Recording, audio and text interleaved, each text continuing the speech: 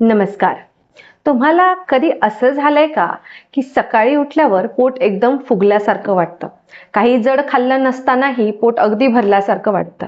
कधी गॅस, कधी पोटात कुरकुर, कधी वारंवार वॉशरूमला जाणे आणि काही वेळा असं वाटतं की मी तर सगळं नीट खातोय किंवा खातीये तरी मला पोटात इतका त्रास का होतोय?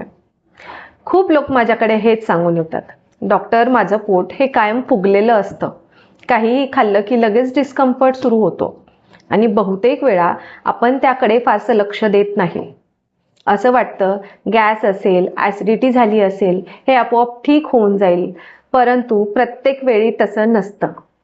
कधी कधी आपलं शरीर हे आपल्याला आतून शांतपणे सांगत असतं की तुमच्या आतड्यांना मदतीची गरज आहे. हो, आपल्या आतड्यांचं हेल्थ बिघडलं तर त्याचा परिणाम हे फक्त पोटावरच नाही तर पूर्ण शरीरावरती जाणवू शकतो. आपण जे खातो त्यातून शरीराला ताकद, विटॅमिन्स, न्यूट्रिशन मिळवून देण्याचं काम हे आतडे करत असतात. पण जेव्हा आतड्यांमध्ये सूज येते तेव्हा ही पूर्ण सिस्टीम डिस्टर्ब व्हायला लागते आणि मग हळूहळू सिम्पटम्स दिसायला लागतात. सुरुवात होते ती पोट फुगण्यापासूनच. मग गॅस, कधी भूक लागत नाही, कधी खाल्लं की लगेच जड वाटतं, कधी कॉन्स्टिपेशन, तर कधी वारंवार लूज मोशन्स.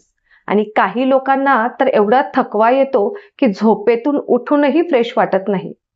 आता प्रश्न असा येतो की आतड्यांना सूज येतेच कशामुळे? तर त्यामागे एक छोटं कारण नसतं, आपण रोजच्या छोट्या छोट्या सवयी त्यामागे असतात. सगळ्यात नाश्ता स्किप करणे, दुपारी उशिरा जेवण करणे, बाहेरचं तिखट, ऑइली किंवा प्रोसेस्ड फूड हे जास्त खाणे, पाणी कमी पिणे, रात्री उशिरापर्यंत जागणे आणि सगळ्यात कॉमन आणि महत्वाचं म्हणजे स्ट्रेस. आपण म्हणतो ना, मला टेन्शन आलं की पोट बिघडतं. हो, हे खरंच आहे.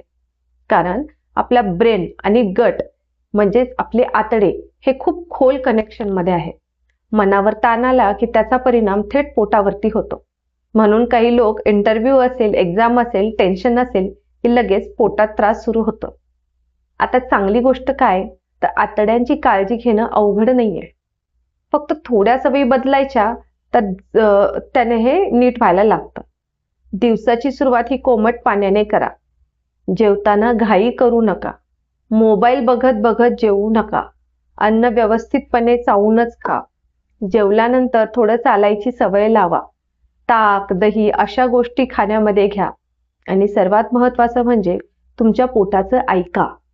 कारण शरीर आधी सिग्नल्स देतं, आपण त्याकडे दुर्लक्ष करतो. पोट वारंवार फुगत असेल, गॅस होत असेल किंवा डिस्कम्फर्ट हे सारखं होत असेल तर उद्या बघू, परवा बघू असं म्हणू नका. वेळेत लक्ष दिलं तर गोष्टी ह्या खूप लवकर सुधारू शकतात. कारण निरोगी पोट म्हणजेच निरोगी शरीर. आणि आतडं हेल्दी असेल तरच एनर्जी ही वेगळी वाटते. स्किनवरती ग्लो येतो, मन हलकं वाटतं आणि शरीर आतून मजबूत वाटायला लागतं.